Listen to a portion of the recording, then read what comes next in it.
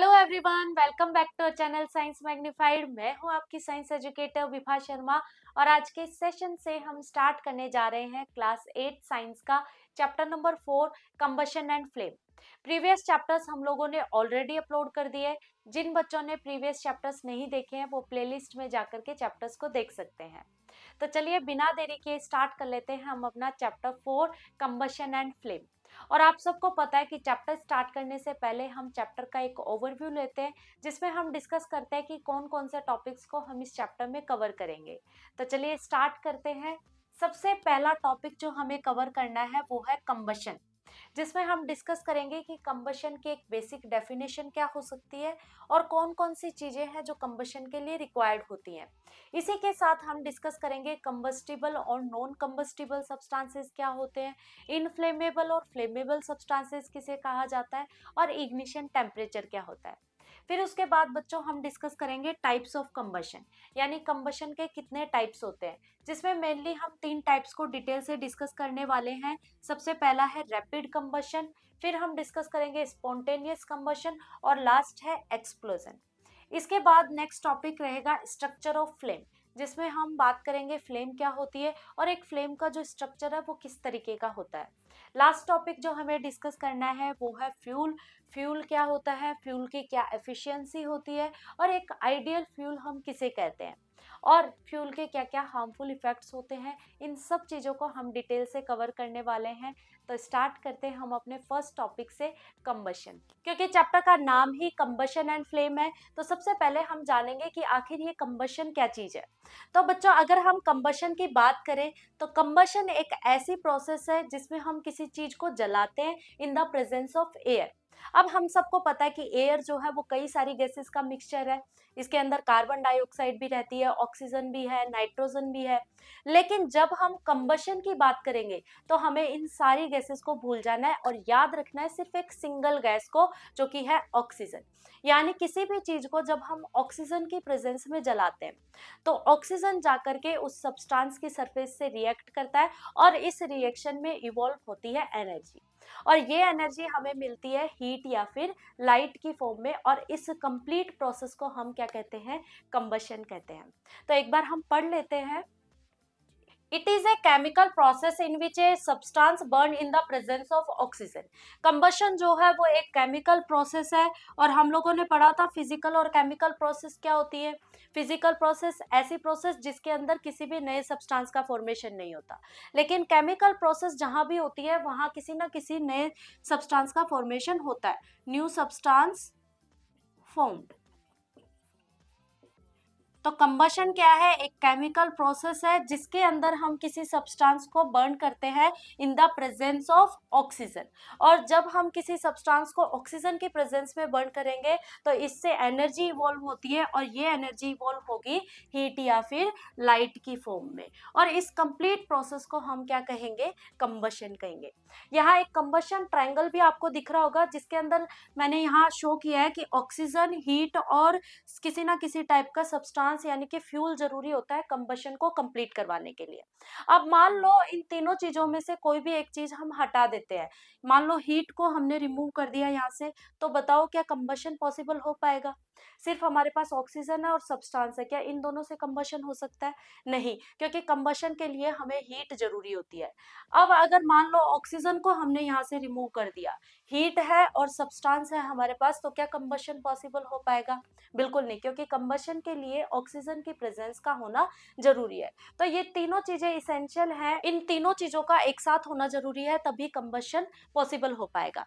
अब जो कंबशन है वो भी दो टाइप का होता है, एक है कंप्लीट और एक है इनकम्प्लीट कंबशन। कंप्लीट कंबशन के अंदर हमें ब्लू कलर की फ्लेम दिखाई देती है और ये जो कंबशन है ये अच्छे खासे ऑक्सीजन की सप्लाई के अंदर कंप्लीट होता है। अगर ऑक्सीजन की सप्लाई अच्छी खासी दी जा रही है तब जो कंबशन होगा वो कैसा होगा, कंप्लीट कंबशन। और कंप्लीट कंबशन में हमें मिलती है कार्बन डाइऑक्साइड और वाटर। कंप्लीट कंबशन को हम क्लीन कंबशन के नाम से भी जानते हैं। तो दोनों में से अगर कोई भी नाम आपके सामने आ जाए तो बात एक ही है कि ऐसा कंबशन जो कि अच्छे खासे ऑक्सीजन की अमाउंट में पॉसिबल हो पा रहा है उसको हम क्या कहेंगे, कंप्लीट कंबशन। और इसको हम पहचानेंगे कैसे कि हमें जो फ्लेम मिल रही है उसका कलर कैसा होना चाहिए, ब्लू कलर होना चाहिए। अब बात कर लेते हैं इनकम्प्लीट कंबशन क्या होता है। It occur when a substance burn in an insufficient supply of oxygen. अगर कंबशन के टाइम ऑक्सीजन की सप्लाई कम हो रही है तब जो कंबशन होगा वो कैसा होगा, इनकम्प्लीट कंबशन होगा। और इनकम्प्लीट कंबशन के अंदर हमें मिलती है कार्बन मोनोऑक्साइड गैस, जो कि हमारे लिए बहुत ज्यादा टॉक्सिक गैस होती है। अगर आप किसी बंद कमरे के अंदर हैं और आपको कार्बन मोनोऑक्साइड दी जा रही है तो आपकी डेथ भी हो सकती है, ये इतनी ज्यादा हमारे लिए पॉइजनस होती है। अब इसी टॉपिक के अंदर हम डिस्कस करेंगे कंबस्टिबल और नॉन कंबस्टिबल सब्सटेंसेस क्या होते हैं। कंबस्टिबल और नॉन कंबस्टिबल सब्सटेंस को अगर हम समझने की कोशिश करें तो एक एग्जांपल से समझते हैं। मान लो मेरे एक हाथ में पेपर है और एक हाथ में स्टोन है। अब अगर इन दोनों चीजों को मैं जलाने की कोशिश करूं और हीट दूं तो आप बताओ कि कौन सी चीज जलेगी। जाहिर सी बात है पेपर जल जाएगा और स्टोन नहीं जलेगा। इसका मतलब क्या हुआ कि कुछ सब्सटेंस ऐसे होते हैं जो हीट देने पे आसानी से जल जाए, लेकिन कुछ सब्सटेंस ऐसे होते हैं जिनको कितनी भी हीट दे दो उनको कोई फर्क नहीं पड़ेगा। तो ऐसे सब्सटेंस जो हीट देने पर आसानी से जल जाए उनको हम कहते हैं कंबस्टिबल सब्सटेंस, और जो हीट देने पर नहीं जलते उनको हम कह देते हैं नॉन कंबस्टिबल सब्सटेंस। तो पढ़ लेते हैं एक बार। Combustible substance, those substance which can undergo combustible easily are known as combustible substance। जो आसानी से जल जाए उन सब्सटेंस को हम कहते हैं combustible substance। और इनके एग्जाम्पल है कोल, कोयला आसानी से जल जाता है। मैच स्टिक हो गया, पेपर, पेट्रोल, ये सारी चीजें हैं जो हीट देने पर आसानी से जल जाएंगी, इसीलिए हम इन सबको combustible कहेंगे। Non-combustible substance are those substance which do not undergo combustion are known as non-combustible substance। ऐसे substance जो आसानी से ना जले या फिर जले ही ना उनको हम क्या कहते हैं, non-combustible substance कहते हैं। और इनके एग्जाम्पल है brick, sand, iron nail, glass, ये सब इनको चाहे कितनी हीट दे दो ये जलेंगे नहीं, इसीलिए ये क्या कहलाएंगे, नॉन कंबस्टिबल कहलाएंगे। अब जो कंबस्टिबल सब्सटेंस है वो भी दो टाइप के होते हैं, फ्लेमेबल एंड इनफ्लेमेबल सब्सटेंसेस।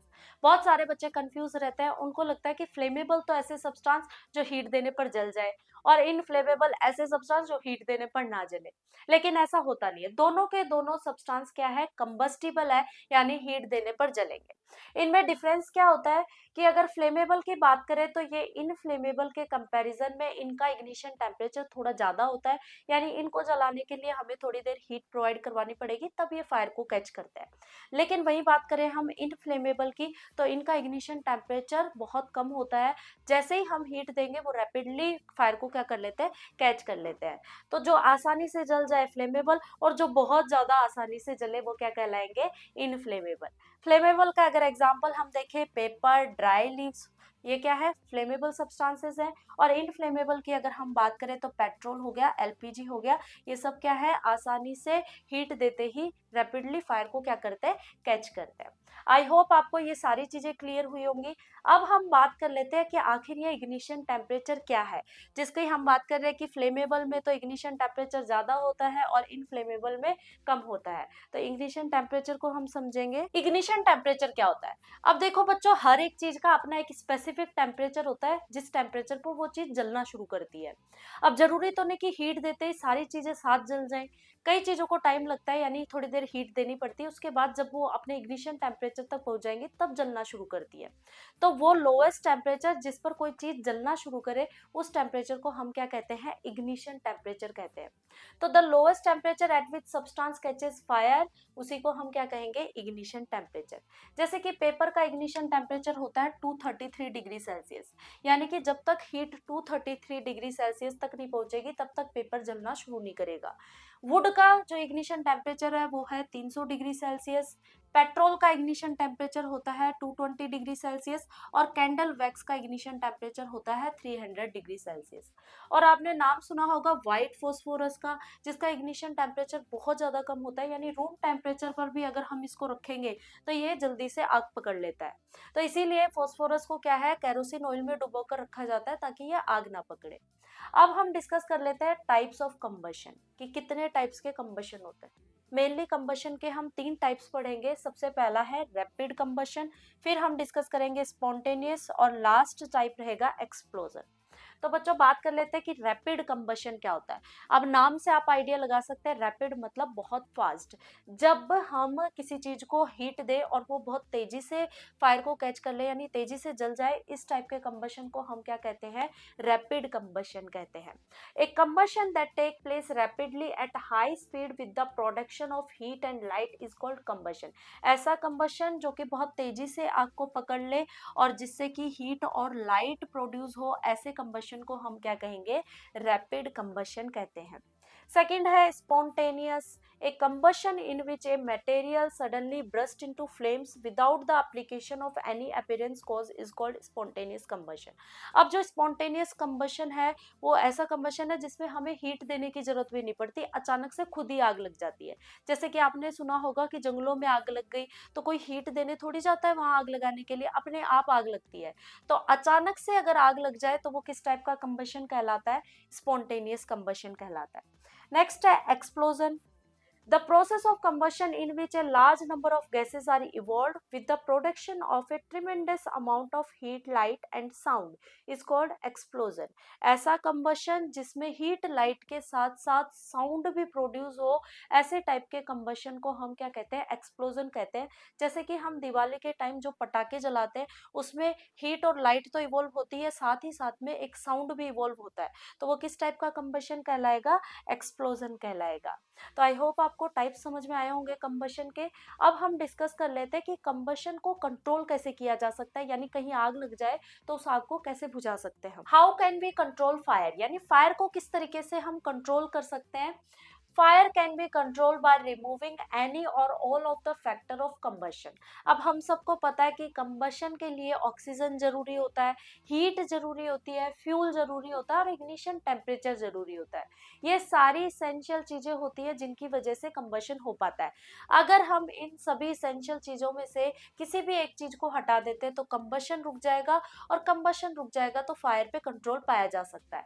तो पहले पॉइंट में यही बताया गया है कि ये सारी जो इसेंशियल चीजें हैं, इन चीजों में से किसी भी एक चीज को या फिर इन सभी चीजों को क्या कर दो, रिमूव कर दो, जिसकी वजह से फायर कंट्रोल हो सकती है। नेक्स्ट है the fire extinguisher is a device used by the fire brigade to control fire as cuts off the supply of oxygen. Fire को कंट्रोल करने के लिए एक डिवाइस आता है जिसका नाम है फायर एक्सटिंग्विशर। ये डिवाइस क्या करता है कि जो भी सब्सटेंस जल रहा है उस सब्सटेंस की सरफेस पर एक फोम की थिक लेयर बना देता है। ये फोम की थिक लेयर ऑक्सीजन और उस सब्सटेंस की सरफेस को कांटेक्ट में आने से रोकती है, और ऑक्सीजन की सप्लाई कट होने से फायर को कंट्रोल किया जा सकता है। नेक्स्ट है water is commonly use to control the fire, but water can not be use to control fire involving electrical equipments. पानी का यूज भी किया जाता है आग को रोकने के लिए, लेकिन आपको ध्यान रखना है कि इलेक्ट्रिकल इक्विपमेंट्स में अगर आग लग जाए तो आपको पानी से नहीं बुझानी है, क्योंकि इलेक्ट्रिकल इक्विपमेंट में शॉर्ट सर्किट हो सकता है पानी डालने से और आग बढ़ सकती है। तो अगर इलेक्ट्रिकल इक्विपमेंट के अलावा अगर आग लगी हुई है तो पानी से आप उसको कंट्रोल कर सकते हैं। नेक्स्ट है sand can be use to put out fire in situation like small outdoor fires, electrical fires, oil and gas fires. आप मिट्टी का भी यूज कर सकते हैं आग को बुझाने के लिए। मिट्टी क्या करती है, ऑक्सीजन की सप्लाई को कट कर देती है और इस वजह से भी फायर को कंट्रोल किया जा सकता है। तो ये कुछ मेथड्स हैं जो कि फायर कंट्रोल के लिए यूज किए जा सकते हैं। आई होप आपको सारी चीजें क्लियर हुई हो। नेक्स्ट टॉपिक हम स्टार्ट करते हैं फ्लेम। अब ये फ्लेम क्या होती है, तो बच्चों आपने अपनी डेली लाइफ में मम्मी को कुकिंग करते तो देखा होगा। जब मम्मी कुकिंग करती है और गैस को जलाती है तब आपने देखा होगा गैस से एक ब्लू कलर की फ्लेम निकलती है। आपने कैंडल भी जलाई होगी और कैंडल से भी आपने देखा होगा एक बहुत सुंदर सी फ्लेम निकलती है। और अब बच्चों आप तो केमिस्ट्री लैब में तो जाते होंगे, केमिस्ट्री लैब में जो बर्नर रखा रहता है, जब उस बर्नर को हम हीट देते हैं उससे भी क्या निकलती है, एक फ्लेम निकलती है। यानी कहने का मतलब है कि हमने फ्लेम को अपनी डेली लाइफ में बहुत बार देखा है। अगर आपसे कोई पूछ ले कि फ्लेम को आपको डिफाइन करना है तो आप फ्लेम को किस तरीके से डिफाइन करेंगे, वो हम देखते हैं। Flame is produced by the substance that vaporised during burning. यानी किसी भी सब्सटेंस को हम उसकी वेपराइज्ड फॉर्म में बर्न करते हैं तब क्या निकलती है, फ्लेम निकलती है। एग्जाम्पल के साथ इस बात को समझते हैं हम। आपको यहाँ एक कैंडल दिखाई दे रही होगी, ये कैंडल की क्या है, एक विक है। जिसको हम अपनी आम भाषा में बत्ती कहते हैं। जब हम इस विक को क्या करते हैं, हीट देते हैं, तो कैंडल का जो ये आसपास का वैक्स है ये पिघलना शुरू हो जाता है। जैसे ही टेम्परेचर मिलेगा वैक्स क्या है, पिघलना शुरू हो जाएगा। अब पिघलने के बाद जो ये वैक्स है इसको कंटिन्यूअसली हीट मिल रही है तो ये वेपराइज्ड हो जाता है। और वेपराइज्ड वैक्स को जब हीट मिलेगी तो उससे क्या बनती है, फ्लेम बनती है। यानी किसी भी सब्सटेंस को उसकी वेपराइज्ड फॉर्म में हम हीट देते हैं तो उससे क्या बनती है, फ्लेम बनती है। तो एग्जाम्पल हम पढ़ लेते हैं। A candle burn with a flame because burning of candle wax get vaporised. जब एक कैंडल को क्या किया जाता है, बर्न किया जाता है, तो कैंडल का जो वैक्स है वो क्या हो जाता है, वेपराइज्ड हो जाता है। वेपराइज्ड मतलब कि वो मोल्टन स्टेट में आ जाता है और मोल्टन स्टेट से गैसियस स्टेट में कन्वर्ट हो जाता है। और इसी से क्या प्रोड्यूस होती है, एक फ्लेम प्रोड्यूस होती है। तो आई होप आपको समझ में आई होगी कि फ्लेम क्या होती है। आप इस तरीके से फ्लेम की डेफिनेशन दे सकते हैं। नेक्स्ट हम बात करते हैं स्ट्रक्चर ऑफ फ्लेम की, यानी एक जो फ्लेम होती है उसका स्ट्रक्चर किस तरीके का होता है। तो ये फ्लेम कंसिस्ट ऑफ 3 जोन्स। कोई भी फ्लेम होती है बच्चों, उसके कितने जोन्स होते हैं, 3 जोन। 3 जोन कौन कौन से होते हैं, सबसे अंदर वाला जो जोन है वो कहलाता है इनर मोस्ट जोन। फिर बीच वाला जो जोन है वो कहलाएगा मिडल जोन। और सबसे बाहर की साइड जो जोन है वो कहलाएगा आउटर जोन। तो यहाँ एक कैंडल का आपको डायग्राम दिख रहा होगा। ये कैंडल किसकी बनी होती है, वैक्स की।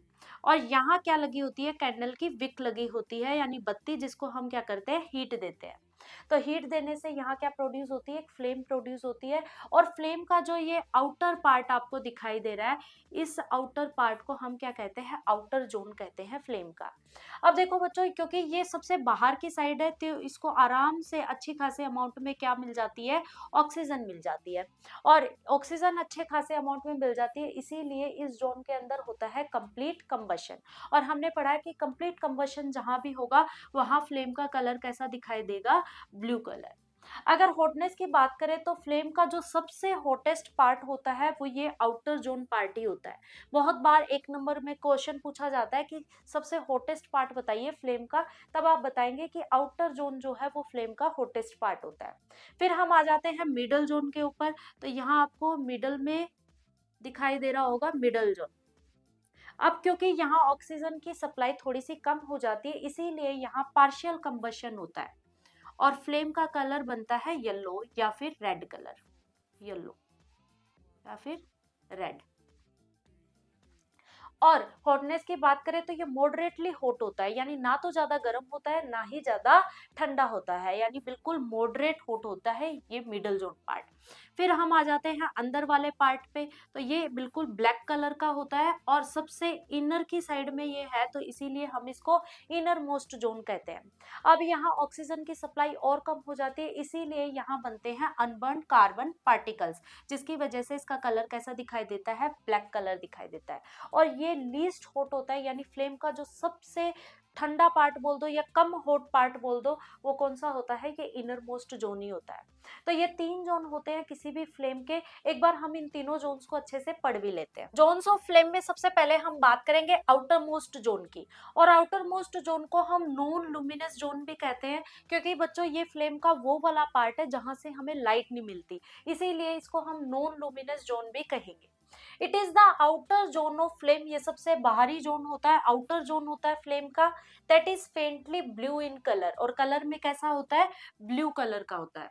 And undergoes complete combustion of the substance, क्योंकि इस वाले पार्ट को अच्छे खासे अमाउंट में ऑक्सीजन मिल पाती है, इसीलिए यहाँ क्या होता है, कंप्लीट कंबशन होता है। और जो फ्लेम का कलर आता है वो कैसा आता है, ब्लू कलर आता है। नेक्स्ट है मिडल जोन, और इस मिडल जोन को हम कहते हैं लुमिनस जोन, क्योंकि फ्लेम से हमें जो लाइट मिलती है वो इसी जोन से मिलती है, इसीलिए ये जोन क्या कहलाएगा, लुमिनस जोन कहलाता है। The middle zone of partial combustion that is yellow in colour, और इस जोन के अंदर पार्शियल कंबशन होता है, क्योंकि ऑक्सीजन क्या है यहाँ कम मिल पाती है, इसीलिए कंबशन इसमें कंप्लीट नहीं हो पाता, तो हम कहेंगे पार्शियल कंबशन होता है। That is yellow in colour, और फ्लेम जो निकलती है वो किस कलर की निकलती है, yellow. Yellow colour, and production light is called the luminous zone of flame.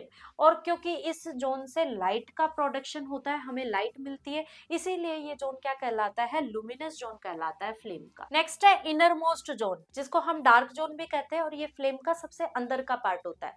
It contain vapours of fuel and unburnt carbon particles. यहाँ फ्यूल की वेपर्स बनती हैं और इसी के साथ बनते हैं कुछ अनबर्न कार्बन पार्टिकल्स, जिसकी वजह से इसका कलर ब्लैक दिखाई देता है। और ये फ्लेम का सबसे लीस्ट हॉट पार्ट होता है। आपने देखा होगा कि बहुत सारे लोग एक स्टंट परफॉर्म करते हैं जिसमें इनर मोस्ट जोन को हाथ से दबा देते हैं और कैंडल को बुझा देते हैं। वो इसीलिए क्योंकि उन लोगों को पता होता है कि ये जो सबसे अंदर वाला पार्ट है ये सबसे लीस्ट हॉट होता है, यानी फ्लेम का सबसे ठंडा पार्ट होता है, और इसको दबा करके वो आपको स्टंट करके दिखा देते हैं। तो अगली बार अगर आप किसी को ऐसे स्टंट करते देखें तो उसको कहना जरूर कि एक बार आउटर मोस्ट जोन से कैंडल को बुझा के दिखाए, लेकिन आपको कैंडल के किसी भी जोन को हाथ नहीं लगाना है। तो यहाँ हमारा जोन्स ऑफ फ्लेम कंप्लीट होता है। नेक्स्ट टॉपिक हम स्टार्ट करेंगे fuel. Fuel is a substance which may be burn to produce considerable heat without the formation of undesirable product. बच्चों, हम लोगों ने पढ़ा था कंबशन, और कंबशन में हमने क्या देखा था कि कोई सब्सटेंस लेते हैं और उसको एयर की प्रेजेंस में बर्न करते हैं, जिससे निकलती है एनर्जी, और ये एनर्जी हमें हीट या फिर लाइट की फॉर्म में मिलती है। तो जिस सब्सटेंस का हमने कंबशन करवाया उसी सब्सटेंस को हम क्या कहते हैं, फ्यूल कहते हैं। यानी फ्यूल एक ऐसा सब्सटेंस होता है जिसको बर्न करने पर प्रोड्यूस होती है एनर्जी, हीट या फिर लाइट की फॉर्म में, और उस सब्सटेंस को हमने नाम दिया फ्यूल। तो हम अपनी डेली लाइफ में फ्यूल का बहुत ज्यादा यूज करते हैं। मोस्ट कॉमनली जो फ्यूल है उनके एग्जाम्पल है वुड। लकड़ी को जब आप जलाएंगे तो लकड़ी से आपको मिलती है लाइट और हीट। कोल भी क्या है, एक मोस्ट कॉमनली यूज्ड फ्यूल है। पेट्रोल, डीजल, ये सभी फ्यूल ऐसे हैं जिनको हम अपनी डेली लाइफ में बहुत ज्यादा यूज करते हैं। अब बात कर लेते हैं हम टाइप्स ऑफ फ्यूल की, कि फ्यूल कितने टाइप्स के होते हैं।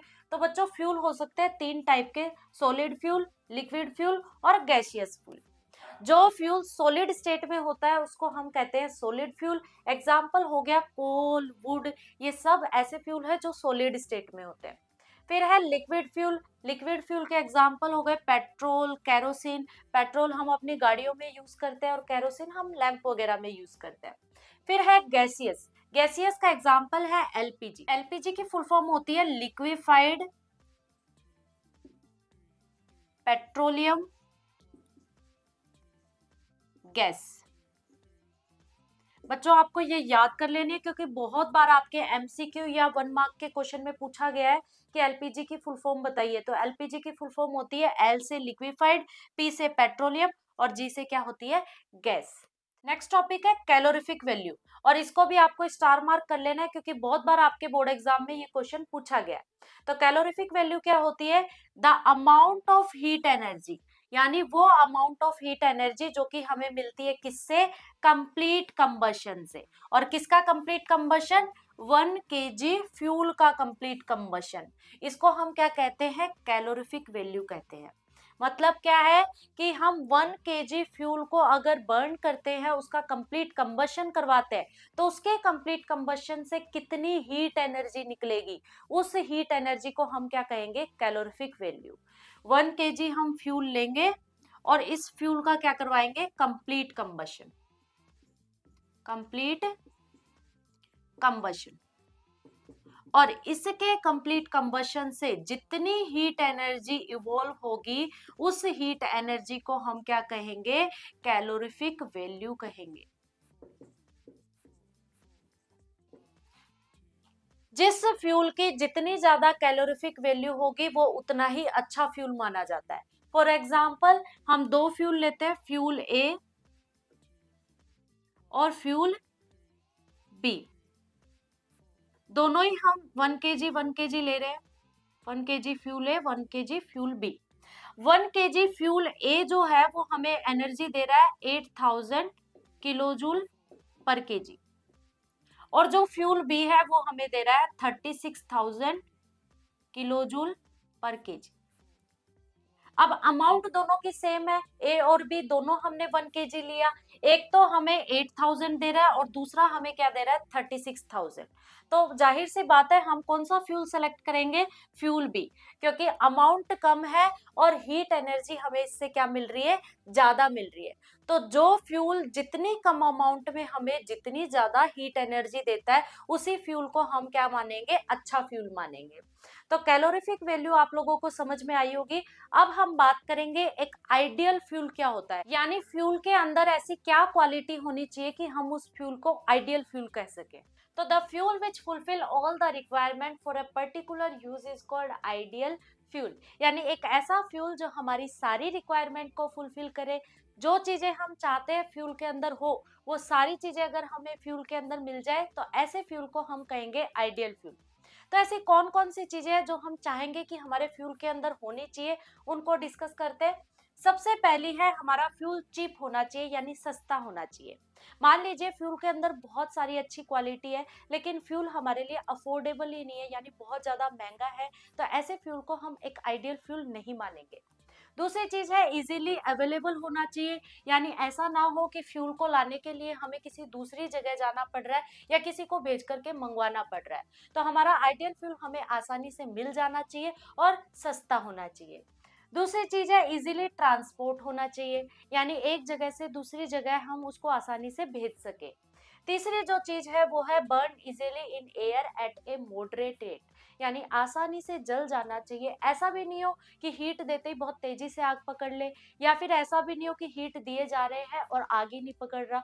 तो एक मॉडरेट रेट पर फ्यूल क्या होना चाहिए, बर्न होना चाहिए। उसी को हम क्या कहेंगे, एक आइडियल फ्यूल कहेंगे। फोर्थ पॉइंट है, डू नॉट प्रोड्यूस पोल्यूशन, यानी फ्यूल को हमने यूज कर लिया, उसके बाद किसी टाइप का कोई पोल्यूशन नहीं होना चाहिए, किसी टाइप का कोई धुआं नहीं होना चाहिए। उसी फ्यूल को हम मानेंगे कि ये एक आइडियल फ्यूल है। फिफ्थ चीज है कि फ्यूल के अंदर हाई कैलोरीफिक वैल्यू होनी चाहिए, यानी फ्यूल हम थोड़ी क्वांटिटी में ले, लेकिन हमें जो हीट एनर्जी मिले वो हमें बहुत ज्यादा मिले उससे। तो ये सारी अगर क्वालिटीज कोई फ्यूल फुलफिल कर रहा है, तो ऐसे फ्यूल को हम क्या कहेंगे, एक आइडियल फ्यूल कहेंगे। लेकिन बच्चों, अगर हम प्रेजेंट टाइम की बात करें, तो अभी तक ऐसा कोई फ्यूल नहीं है जिसको हम आइडियल मान सके, यानी कोई ना कोई कमी किसी ना किसी फ्यूल में रह ही जाती है।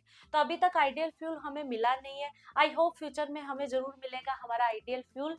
नेक्स्ट हम देखते हैं फ्यूल के क्या क्या हार्मफुल इफेक्ट्स हो सकते हैं। अब हम बात कर लेते हैं harmful effects of burning fuel, यानी एक फ्यूल के जलने से हमें क्या क्या हार्मफुल इफेक्ट्स देखने को मिल सकते हैं।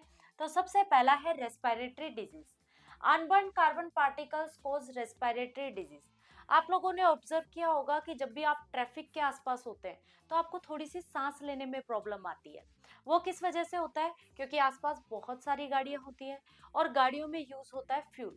जब ये फ्यूल जलता है, तो फ्यूल के जलने से अनबर्न कार्बन पार्टिकल रिलीज होते हैं, और ये कार्बन पार्टिकल्स हमें बहुत सारी रेस्पिरेटरी डिजीज कर सकते हैं, जैसे कि अस्थमा हो गया,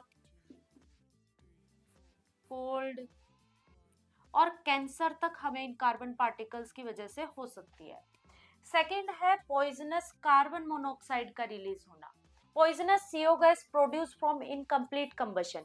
कई बार फ्यूल का कंप्लीट कंबशन नहीं हो पाता, और ऐसी कंडीशन में रिलीज होती है कार्बन मोनोऑक्साइड गैस, और ये एक बहुत पॉइजनस गैस है, जो कि हमारे ब्लड के अंदर जाकर के हीमोग्लोबिन से ऑक्सीजन को रिप्लेस कर देती है, और खुद हीमोग्लोबिन के साथ बाइंड हो जाती है और बना देती है कार्बोक्सी हीमोग्लोबिन। क्या बना देती है, कार्बोक्सी हीमोग्लोबिन।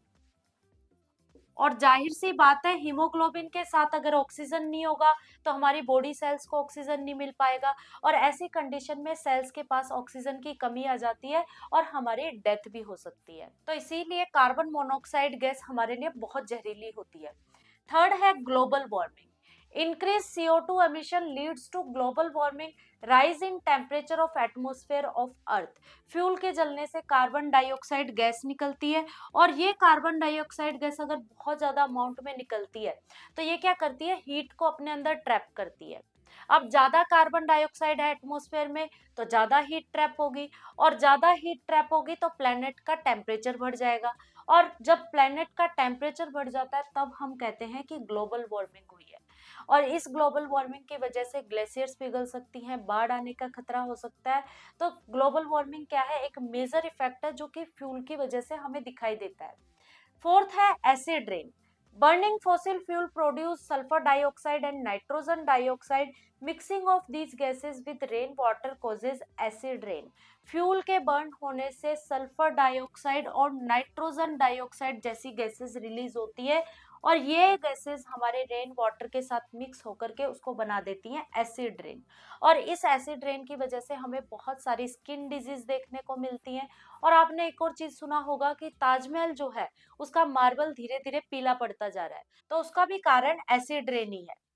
अब इतनी सारी प्रॉब्लम जो हमें फॉसिल फ्यूल के जलने से देखने को मिल रही है, अब इनका क्या सॉल्यूशन हो सकता है? कोई ऐसा अल्टरनेटिव फ्यूल हो जिसको हम यूज करके इन सब प्रॉब्लम से बच सके। तो एक फ्यूल है जिसको हम कहते हैं सीएनजी। सीएनजी की फुल फॉर्म है कंप्रेस्ड नेचुरल गैस। क्या है? Compressed natural gas. इसको अच्छे से याद कर लेना क्योंकि 1 मार्क क्वेश्चन में कई बार पूछा जाता है आपसे इसकी full form. Compressed natural gas.